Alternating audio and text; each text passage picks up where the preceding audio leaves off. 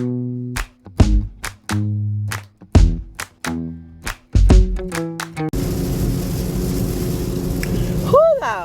Okay, so I watched the new episode of Love and Marriage Huntsville, and although I wasn't disappointed, I wasn't too enthused neither. The episode started off, and I'm not going in chronological order. Like, I'm not going for scene from scene. I don't think, I'm just hitting on the things that stood out to me. The episode started off for me with Kimmy going to visit Tisha in Tisha's new temporary home. Now, I don't know about y'all, but I get so sick and tired of these reality stars moving from home to home, from house to house on these shows. I was so sick of it on Love and Hip Hop Atlanta. Well, Love and Hip Hop, period, that franchise. Because those people know they couldn't keep a house to save their life. Jocelyn and Stevie J had a new home each season. Mimi had a new home. Kevin Shay. The only person that stayed in their houses was Rashida and Candy. And people made fun of their homes, saying they had old houses. But baby, old houses, old money. And old money is consistent. So guess what?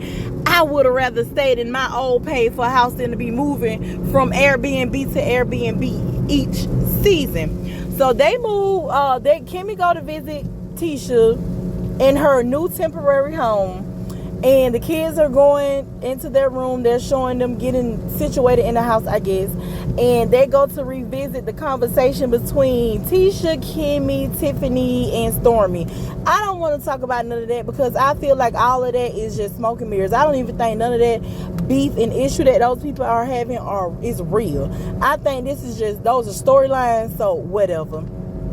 They get to talking about Keke and the Crime Stoppers episode, and the fact that these folks saying that Kiki was stealing out of the Home Depot. Well, I'm inclined to believe that was Kiki on that video because it looked like her to me. And then Tiffany verified with Melody that was Kiki's car. So up until I guess we get some confirmation that was not her, because they say innocent until proven guilty, baby, that is deathly wrong. You are guilty until proven innocent, and it's your burden of proof. You are the one that have to have that proof to prove that you are innocent.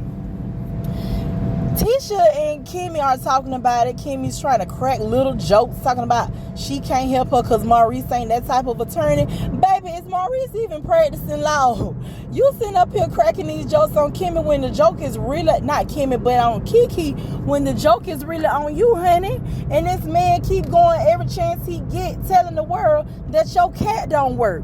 And you engaging in it. I'm jumping ahead of myself. But you engaging in it, telling everybody that your cat can't hold them yoni balls and they just dropping in the toilet. Girl, what's going on down there? What is going on down there? Because for one, we ain't finna discuss my cat on national TV and the fact that it's not working. Yes, it's a medical issue that she is having because of the scare she had. You know, she was battling cancer, and the medication has done wonders to her body. It has altered her body in the sense of her sexual arousement. And Maurice, he ain't feeling it. I done skipped all over the whole part that I was gonna talk about with Kimmy and Tisha talking about Kiki, but let me hop on back to that. The thing that gets me is when Kimmy and Tisha were speaking about Kiki, Kimmy was trying to crack little jokes that didn't land. Tisha sitting up here talking about people had done sent her DMs and messages about it, and she hoped Kiki ain't back on the pills. And there was no immediate concern that, like, I'm going to contact her. I'm going to see if she needs any help. Tisha said, that ain't my problem no more. It ain't my job to fix you. It ain't my job to help you. And the people telling me that when you on drugs, sometimes you got to run errands for the drug dealers. Girl, who is schooling you? Who is around here schooling you on how the drug dealers and the crackheads interact? And for those of you that saying she was never on crack, I'm sorry, but where I'm from, to me, if you on any drug except for that stuff that they grow out the ground that's green and they call it the marijuana, hey, you're a crackhead. You popping pills, you may be a crackhead. You snout powder, you may be a crackhead. You on that Molly, you may be a crackhead. No offense to Keke and nobody else. However, Judge Mathis said you can't sugarcoat that, baby. You got to give it to him blood raw. That's tough love and that's honesty. And Tisha, whoever is letting you know how the drug dealers and the crackheads engage, y'all should have been discussing how to get your cousin some help, just in case she has fallen out the wagon and she is back on that stuff. This is the type of support that you're supposed to be giving to each other. When you're talking about a black expo and helping the community, is Keke not a part of your community? Is Keke not included in your community? Do you not want to help Keke? Yes, sometimes it can get tiring and frustrating when family members continually mess up, but that's where that unconditional love come in. Like that unconditional love that Kimmy has for Maurice when he out here telling the world that she ain't satisfying him and that she ain't giving him enough of sexual interaction and that he's frustrated and that her cat can't hold him on the balls because her muscle ain't working. That is the type of unconditional love that you should be giving to Keke while y'all out here sitting up here trying to be funny. And then we get to Melody and Tiffany. Boy, if that baby don't look like Louis, who got somebody damn. And then handsome baby. Don't get it wrong. I ain't saying nothing negative about that baby. That's a handsome baby. But baby, that is his father's child. And is it just me, or was it kind of weird when Tiffany was breastfeeding and she kind of lifted the blanket a little bit? It like she wanted to show the camera that she was actually breastfeeding. Girl, put that blanket down and stop trying to show us your titty. Stop it. Melody came over and Tiffany told her she was the first one to see the baby, which was a big deal. I mean, it would have been a big deal for me. Like, okay, I'm the first one to see the little bundle of joy. Hey, here we go. And here come Tiffany talking about Keke and the Crime Stoppers. She don't feel comfortable having Keke around her because it can destroy her image and her brand. What brand? Because that Tisha and Kim is telling you ain't got no job. They don't even know what you do. You just sit home and start mess. Tiffany. And I really appreciate the fact that Mel just sat there and she was looking like, I really don't want to have this conversation. I really appreciated Mel in that moment because Tiffany kept going, trying to get Mel to engage in the conversation about Keke. But one thing about it, no, she wasn't interested in that. She wasn't about to do that. So guess what, Tiffany? Shut the hell up. Stop trying to get this woman to talk about that, girl. Yes, we all saw her on the TV. Well, I ain't see her on the TV, but we all saw the Crime Stoppers video. And the majority of us do believe that was Keke in that video. But to sit up in front of these cameras and to talk trash about her and to expect Melody to do the same, girl, go to hell. Then I don't even want to talk about this mess between Courtney and Marcel. That's all fake. You send up there millionaires beefing over $100. Go to hell. Chris, Fletcher, and Martel. I'm not sure if this was supposed to be a serious conversation because, baby, I holler, I kikied, and I cackled during this whole scene because, Martel, why are you upset with this man? Because he's telling you to get your bummy ass out these people's house because they are trying to sell it. Why are you upset with this man? Because he haven't found you a home for you and your children. Like you a full-time dad. Talking about, are you and your kids supposed to just go to the motel? No, you and your kids are supposed to go to your mama's house and help her to put down that glass of wine and give her some company to keep her occupied. Or you and your kids can go over to Arion's house where it seemed that you couldn't stay away from when you was in the house with your wife. That's where you and your kids can go. You and your kids don't have to go to a motel. Go where it's pleasingly satisfying to you, sir. Talking about why that man harassing you. Why are you squatting in these people's house? Boy, go to hell. Lord have mercy. Keke and Melody sitting down with them having that conversation. I'm not sure if this was supposed to be a serious conversation either because, baby, I hollered, Keke, and cackled through this too.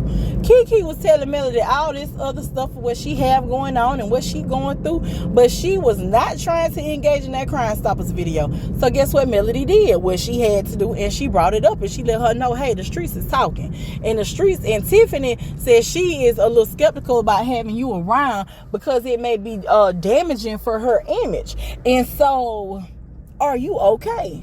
And Keke was sitting there looking like, I'm fine. But my lawyer told me not to say. She didn't say nothing, but this is what I'm assuming she was thinking in her head, because I know her attorney probably advised her, when you get in front of these cameras, do not speak on this situation. Don't say too much. Don't give them too much. We are not trying to have your words be used against you in the court of law. So when they were sitting there talking, and Keke was looking at Melody like, okay, I ain't got nothing to say. Baby, I hollered so loud because Mel was like, hey, give me something. Give me something. But you know what was also satisfying for me? When Stormy was talking to Courtney about the situation with Keke, the way that both Stormy and Courtney weren't being judgmental, and they did seem somewhat concerned, I really liked them in that moment. I've said it time and time again. I like Courtney. I like the fact that he's calm, cool, collected, and laid back. And I like the fact that Courtney and Stormy didn't try to get on camera and drag Keke. That's what I would have been looking for that's what I would have been looking for from Tisha. Not so much as Kimmy, because baby, Kimmy, at this point, I have low hopes for Kimmy. Kimmy is not the woman that I thought she was from season 1. Kimmy used to be my favorite. Now I just, at the end of the day, girl, what the hell ever, get the hell on. But I really appreciated how both Mel and Stormy were in a way holding Keke down in these scenes, and how they weren't trying to tear her apart. Because at the end of the day, addiction of any sort is hard. And when it's your family member or your friend, it's even harder on you. You're not the one with the addiction. However, you have to watch that family member and that friend go through this. You have to watch their life deteriorate. You have to watch them suffer and struggle. And that can be hard for anybody that care for someone. So, even though I'm not a fan of Stormy, I can give her mad props for how she handled this Keke situation in this scene. It was refreshing, because when you're at your lowest, you need people around you who really care about you, who really care for you, and not somebody that's just there trying to get the information, that's just trying to get the tea. So that was very refreshing for me. Like, I really enjoyed it. And then they went to play the remainder of the season, the sneak peeks. Baby, people are trying to give Nell a little flack. They're sitting up here trying to question if Nell is really Mel's friend, because she asked Mel, did you cheat on Martel? That lady is getting tired of hearing it. I feel like Nell is a friend to Melody. I feel like Nell holds Martel to his feet to the fire, and he's upset about that, and he goes on and on trying to place blame on Melody, and Nell is just sick of it. But at this point, baby, if I was Mel, I would have just say, okay, whatever you want to say, I cheated on you, because I slick wish that she would have cheated on him. At the end of the day, that man messed up his life. Now you out here running around trying to find a place to stay. You doing month-to-month leases. Boy, get the hell out of here. Go straight to hell. And trying to drag these people along with your boo. Ain't nobody got time for that.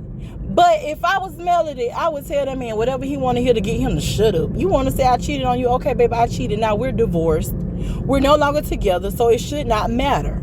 How is that going to change Martel's life at this point if it does come out that Melody cheated on him? Baby, you still going to be struggling. You still going to be from home to home, house to house. And you still going to be sitting up here, I guess, afraid to put Ariane out as your woman. Like, at the end of the day, whether she cheated or not does not matter. At this point, it does not matter. It is over with them two, with those two. And I wish this man would move the hell on.